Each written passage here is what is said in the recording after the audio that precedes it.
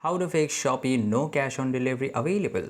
For this problem, there could be too many reasons. The very important, you have two or more failed COD orders because the items were not received when delivered. So if you have got two or more failed cash on delivery orders, then you will not get a third chance to get a COD on the next purchase. And the another reason could be from the seller side.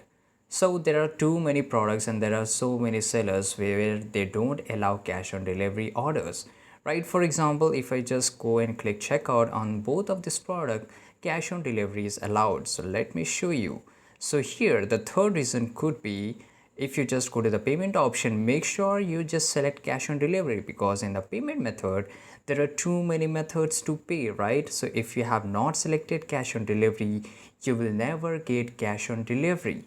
So this is very important reason. The third reason could be that you have checked out your product, different products with different payment method.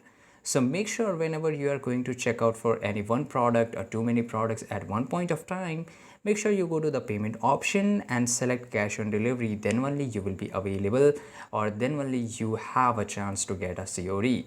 And make sure that that seller also provide a cash on delivery. So if you're not getting, there could be any one of the reason which I have stated. I hope you found this video very useful. If you did, make sure to like this video, subscribe.